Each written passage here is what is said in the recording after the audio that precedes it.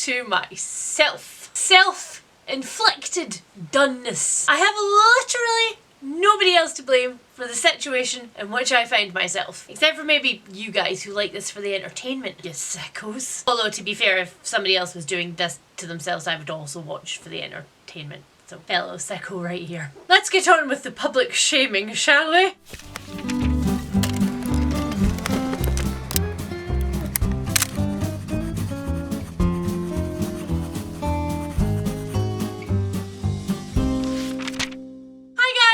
And welcome back to another video. As you guys will already have seen from the title, this is indeed the last TBR of the year, and therefore it is also my last opportunity to improve upon any of the squares in my bingo board from hell. The very last opportunity. And am I excited about this, I hear you ask? So excited! Woo! Big party! Oh, and because I know at least one or two of you are going to ask, here is the sweater in all of its true Christmas obnoxiousness. Never a more Leanne-coded character have I ever seen in my life. Except he eats books faster than I do. Now, in December, things usually go a little bit skew-if for me when it comes to reading. I have in the past blamed this on the fact that I haven't been much of a seasonal reader. All in all, the general baseline of my seasonal reading is that I read what I want when I want. And the only things that have stayed kind of consistent for me is that in October I usually read exclusively spooky books, and then for November and December I find myself reading darker books and thrillery things, and for whatever reason a reasonable amount of non-fiction. However, December tends to be a motivation trap for me, in that the very stitch-coded part of my little ADHD brain is literally like, there are shiny lights everywhere and there are so many things to do. And so my reading for the last 2 weeks of December, even if I am still chasing my Goodreads goal, is always abysmal. And this year, I want to change that up. I want to continue the undue pressure that I put on myself all the way through the month. No, seriously, I do want to reiterate the fact that although I do put a lot of undue pressure on myself when it comes to this bingo board and my reading, almost all of it is fun undue pressure. Or I wouldn't be doing it. Like, believe me, if I don't want to do it, I'm not gonna do it. So as always, this is my one and only yearly reminder that I'm doing this by choice. There's nobody off camera who's holding a massive stack of books and is like, read it or else. Except for my alternative personality, you know, the organised person that's trapped inside of me just clawing to get out. So with that assurance duly assured, I am going to use December as a month to beat myself with, over the head, with hardbacks. But before we get on to an update on my bingo board numbers and what I am going to be reading for December, I would first like to take a moment to thank today's sponsors, Serious Readers. Because Serious Readers are solely responsible for fixing one of the main reasons that I end up reading less in December. I am somebody who likes candles. I like fairy lights. I like all of the twinkly things. And I convince myself every year that I'm in some sort of Dickensian fairy tale where it's okay that I'm reading by the light of 12 candles. That'll be totally fine for my eyes. Well, guess what? She in her mid-30s and it's not. It's not fine for my eyes anymore. It never was fine for my eyes and it's not fine for yours either. But my solution to this for the last 2 festive periods where it's dark and gloomy outside has been a high definition reading lamp from Serious Readers. The lamps that Serious Readers make use their patented daylight wavelength technology to as closely as possible replicate the spectrum of real daylight. So closely that your eyes actually can't tell the difference. So while your house might be staged like a Dickensian novel, in that one reading spot with your appropriately placed extremely bendy reading lamp, your pages will be bathed in pure sunlight, which really is actually the only thing that you should ever be reading in, because anything else causes lasting damage to your eyes. And again, as I have said every time when I have mentioned Serious Readers, the difference in the headaches that I get now versus the headaches that I got before I had a Serious Readers lamp is actually quite alarmingly extreme. So if you would like to get yourself or your loved ones a little seasonal glow up for their reading pleasure, or your crafting pleasure, or your puzzling pleasure, or whatever you like to do in your spare time, you can use my code SR443 to get yourself £100 off of a light from Serious Readers' Serious range and free delivery. And don't forget that every single one of their lamps has a 5-year warranty, so if anything goes wrong, they'll fix it for you for free. And you have still got plenty time if you order now for Santa to pop it under a tree. Alright, so now that we know that all of our eyeballs have been saved for the foreseeable future, let me tell you what my plan is for December. One of the things that haunts me at the end of the year is all of the books that have fallen off of TBRs for previous months. And granted, occasionally those books are just, I hope that I read this month books. Or like, I'm in the mood for this one this month, so I might pick it up. But for the most part, the books that I put on my TBR every month are not just books that I'm in the mood for, but they're usually for other things, other projects, other readathons, or for squares on my bingo board from hell. And so when those books slip off of the bottom of a TBR, they make me feel actively guilty. And I end up being haunted by those books like the ghost of Christmas past. And so this December I've decided to do something about that. So what I have done for this TBR is I have looked back at all of my previous TBRs for the year and I have listed everything that I've said that I was going to read and then I haven't read. And we're going to try and read as many of them this month as possible. Although now that I've said that, I will also point out that I haven't counted these, so let me just quickly do that. Okay, that was a sobering moment of reality. There are actually on my handy dandy little list here 18 books that I did not get to. And there's absolutely no way, despite the fact that I will be taking a week off in December, that I will be reading 18 books in this very, very busy month. So what we are going to do is we are going to go through these books together and we are going to prioritise them based on the things on my bingo board that I want to try and improve on for the end of the year. I think this calls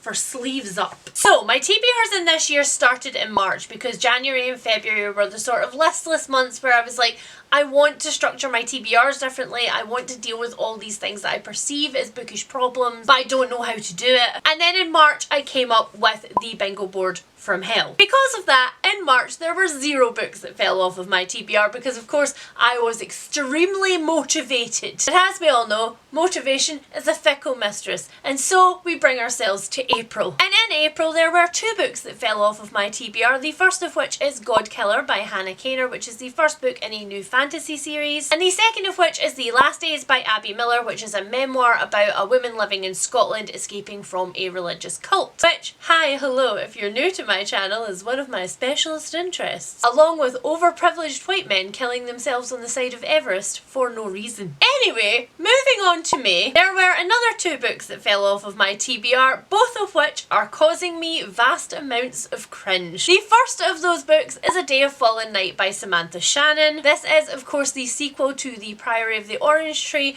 which I started a reread of this year and stalled. So technically, does that make that 2 books that fell off of my TBR because I was planning to reread and carry on to the sequel? Maybe. But the other book in May, which is haunting me for an entirely different reason, is Tomorrow Times 3. This is a literary fiction novel about 2 gamers who set up their own gaming company and it follows their life. And it was very, very hyped when it came out at the end of last year, and still very hyped in May because I got myself a shiny, beautiful hardback of it, and then I didn't read it. The other 3 books that I've mentioned so far, A Day of Fallen Night, The Last Days, and God Killer, were ones that just legitimately fell off of my TBR. I just didn't get to them. But Tomorrow and Tomorrow and Tomorrow is a book that I have actively avoided because I know it's going to absolutely break my heart, but I also know that I'm going to absolutely love it while it does that. We all know that this kind of rainy day book avoidance is an issue that I have. It's an issue that my bingo board has helped identify this year, and it's an issue which next year's bingo board is going to address.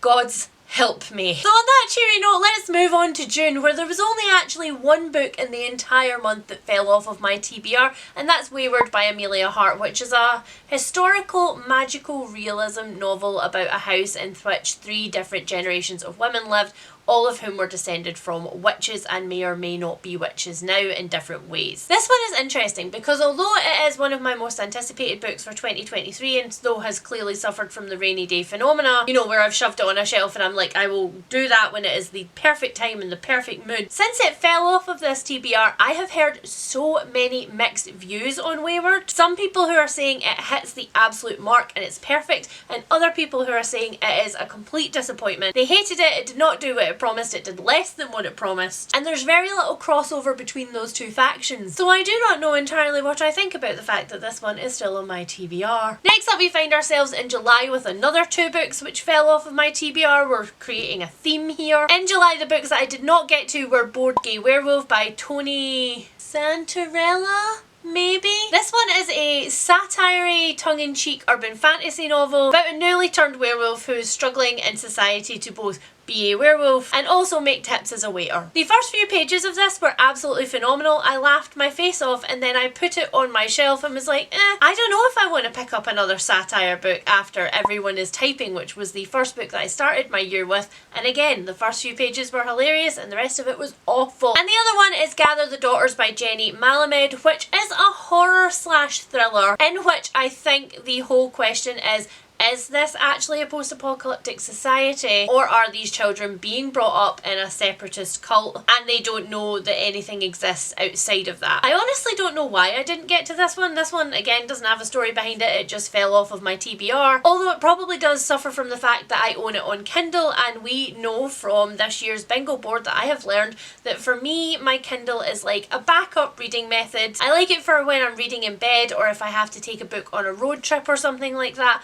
but I'm not particularly enthused about just curling up on my couch with a Kindle, so there's a good chance that my brain just went, nah. In August, there's actually only one book that fell off of my TBR, and that is Everyone in My Family Has Killed Someone by Benjamin Stevenson. I don't know whether I would call this a book that fell off of my TBR as opposed to a soft DNF, because I did get 40 pages of the way through this one, again on my Kindle, before I kind of put it down and summarily forgot about it. Then we're up to September, which was a very ambitious month for me, so I'm not surprised that 3 books fell off of my TBR for September. First of those books is By Force Alone by Lavi Tidhar. This is the first in the Antimatter of Britain quartet, and it is kind of a historical retelling of some mythology that's set in Britain, like King Arthur and Robin Hood. This one suffered from the fact that I discovered that I had actually picked up book 2 in the series of this without knowing that it was a series, and so I was extremely salty that I had to pick up another book in order to start it. So I picked this one up not only in physical copy, but I also picked it up on audiobook, and I actually started it on audiobook and I absolutely hated it. The narrator was doing nothing for the story. So this one I have a lot of complicated feelings about, but I do actually want to read it, being as I own 2 books in the freaking series at this point. Then the next one up on this is Wolf Song by TJ Klune, which is the first in the Green Creek saga, which is again an urban fantasy paranormal romance series. And then finally, the last book that I have got is Red Memory by Tanya Brannigan. This one is a non-fiction account of the Cultural Revolution in China. Tanya Brannigan was a journalist who was in China covering other things and became absolutely obsessed with finding out why nobody wanted to talk about this. At the time that I popped this on my TBR, I was having a little non-fiction lull. I'd completed off the box on my bingo board and was very pleased with myself, and so I kind of just took a little bit of a mental break, I think, and this one didn't make it on. And then, oofty, we hit October. I ended up in the biggest reading slump in October, thanks entirely to The Library of the Unwritten by A.J. Hackworth, which was one of those books that I had kept for a rainy day, and I had put it on such a high pedestal that when I picked it up and it was less than what I expected in a significant way, my brain just kind of refused to believe it, and I couldn't make myself DNF it because I was looking forward to it so much. I just kind of ended up in this endless cycle of, I want to read, I should be reading, oh I should be reading that, I don't want to read that, I'm not going to read. And it was just so sad because October was the month of Spookoplathon. I had such a great time picking all of the books for that TBR, but alas it wasn't to be. So in October there are 6 books that fell off of my October TBR. One of them is Jaws by Peter Benchley, which is actually a reread for me, so I'm just going to dismiss that one. And one of the other books and its sequel that I'm not going to include here is Her Majesty's Royal Coven by Juno Dawson, and the sequel to that, The Shadow Cabinet. And that's because although it fell off of last month's TBR, I am in fact reading it right now. And not only am I reading it, but I am reading it aloud right now to lovely spouse Harry. So I'm hopeful that after we're finished reading Her Majesty's Royal Coven, we'll just go on to read The Shadow Cabinet together in December. So I'm not going to count either of those two either. So that leaves us with the following. Role Playing by Cathy Yardley, which is a contemporary romance about a woman in her late 40s, early 50s, I think, who joins a role-playing community expressly to find friends and ends up finding something else. And I can tell you exactly why this one fell off of my TBR, and it's because it's a romance. And as much as I am trying to find my niche in romance, it's just not happening. And then the next book which fell off of my TBR was The 13th Tale by Diane Setterfield. This is another book that was originally a rainy day book.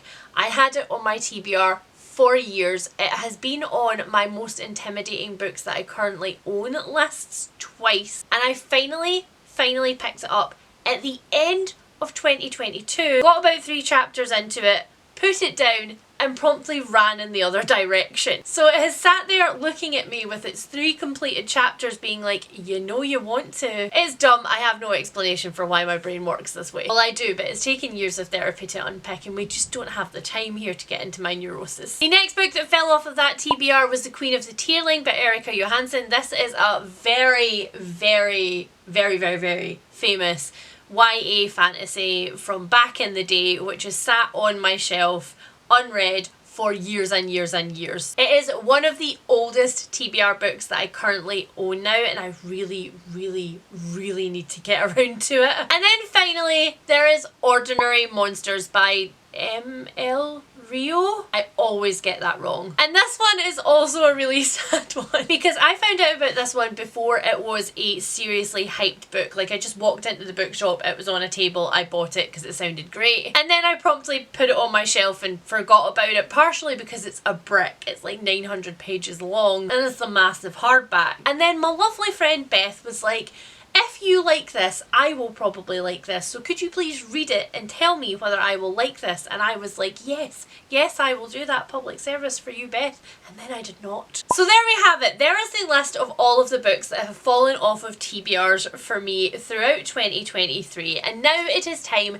to narrow some of those down, and we're going to do that using my bingo board because we want to try as much as possible to get the numbers on that board for the end of the year. Now, I will say that as I'm filming this, we're still in November, so there is still time for some of these numbers to change this month, and I will tell you that some of them absolutely will. The first one that is very much going to change this month is my audiobook square. But I know for a fact that I am reading a couple of audiobooks right now, which I will have finished with by the end of this month, so this number is undoubtedly going to go up. So theoretically, if from the books that I have listed here we could find 3 more which I also have on audiobook to read in the month, then we could complete this square off again by the end of December. So going through that list of books, the first one which absolutely jumps off the page at me is Role Playing by Cathy Yardley. Lovely spouse Harry has actually listened to the audiobook of this and says it's hilarious and lovely. So I'm going to add Role Playing to my TBR for December. One of the other books which absolutely jumps out at me, which I know for an absolute fact that I have on audiobook, is The 13th Tale by Diane Setterfield. So I'm going to put it back on my TBR, not only because I would like it to contribute to my audiobook square, but also because I never want to look at it ever again. And then finally, the other book that I know for a fact that I have got on audiobook is actually Ordinary Monsters by M.L. Rio. The reason I've got this one on audiobook is because it is such a tome, so it makes perfect sense that I'm adding this one to my TBR, really. Now, the next square that I would like to try and knock off is my Read 5 non-fiction books square. We have, as you guys know, finished this one off twice, and as of September there was 1 on the board, but as of this point in November I have well and truly hit my non-fiction stride again, and we have far more than that on the board. We have 4 on the board, which means that if I read just 1 more non-fiction this year, I can finish this square off again. And so I have a choice for this one. I have either Red Memory by Tania Branigan or I have The Last Days by Abby Miller. Now, because as I've said, people escaping from cults, particularly religious cults, and then explaining their experiences is kind of one of my niche areas of non-fiction interest, I know that I'm going to pick up The Last Days spontaneously at some point because I'm in the mood for it. So I feel like I really should prioritise Red Memory, both because I would like to learn more about this part of China's culture, but also because I don't know where else I would put it in terms of a TBR. Now, let's talk about this square. This is my Finish 3 ongoing series square. It has been the absolute bane of my existence since I added it to my bingo board mid this year. There were 3 squares on my bingo board which just weren't working for me, and because I don't believe in tying myself down to ideas that I previously had that I was like, that'll be great fun, we changed 3 of the squares to make them more usable goals, and also to force me to pick up the series books that were on my shelves and to actually finish them in the wake of my series tracker spreadsheet video, which, as I have promised you guys, there will be an update for in January. Despite the fact that that square is on there and I have been reading books from ongoing series, a lot of the series that I'm currently reading are quite long, and although I'm slogging my way through the books, I'm not actually completing them off. In order for me to tick this box off, in order for it to go away, we just need to finish 1 series this year. So a very obvious place that I can go to finish an ongoing series is A Day of Fallen Night by Samantha Shannon. I am halfway through my reread of Priory. I will need to finish that before I go on to A Day of Fallen Night because there's quite a gap between the two. And unlike most fantasy series, even multiple book long fantasy series where I can keep all of the details in my head perfectly, Samantha Shannon is a very details orientated person, and there's a lot of details in that book. So half of Priory of the Orange Tree and A Day of Fallen Night, on they go. Now, some other squares that I know for a fact nothing that has fallen off of previous TBRs is going to help me with in December are my Read 10 graphic novels square, because this worked exactly as it was supposed to. I read all of the backlog of graphic novels from my shelves. So I've now completed it off and read 2 more, but I seriously doubt that anything is going to happen with this square before the end of the year unless I get the absolute deep notion to read literally all like 12-13 volumes of Morning Glories before the end of the year. So unless I do that, nothing particularly interesting is going to happen with this square. And of course, one of the other squares that I've already mentioned is the Read Books Aloud to Lovely Spouse Harry square. This is going to be completed off by the end of the year, which I'm absolutely thrilled about. It won't be appearing on my bingo board next year because we have realised that we just don't read together as often as we used to, and that's okay. We're both now reading more individually than we ever have in the past, but we have picked up a couple of series together this year which we will probably go on and continue next year. So there will probably be read aloud books in there and I'll let you know when they happen, but that square has kind of served its purpose. And then finally there is my Read 12 buddy read square. So we had 10 on the board for this one last month, we now have 11 on the board, but I can tell you right now that there are no other books on this list that have fallen off of TBRs that are going to at all make it onto any of my buddy reads with any of my buddies. So I'm gonna have to find somebody in December to bully into a short buddy read of some form to see if I can get that square completed off. So that leaves us with our 2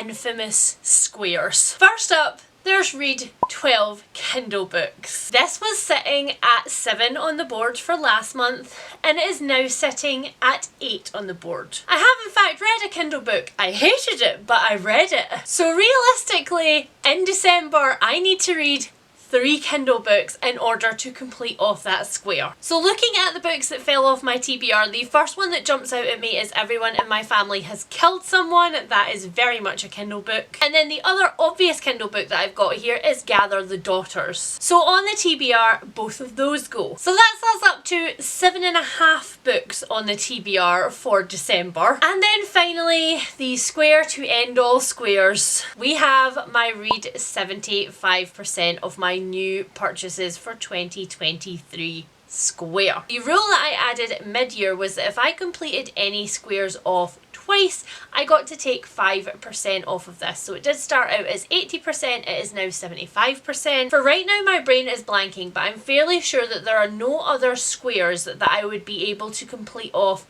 4 times for this year. So that means that the 42% which was sitting on the board for this one has only crept itself up to 43%. Because, you guessed it, although I have read a lot of books in November, the fact that I barely read anything in October and I also hauled books in both of those months has meant that this percentage has drastically dropped. Now, looking at the TBR that I have already put together, I can tell you everyone in my family has killed someone will count for that square. A Day of Fallen Night and role playing will also count for that square, and also Red Memory. So all of those will count for that square. But what I really wanted for that square was to just hit 50%. Realistically, I think that there's a very slim possibility that we're going to do that, but I am going to give it the good college try for the last month of the year. So to that end, I am also going to add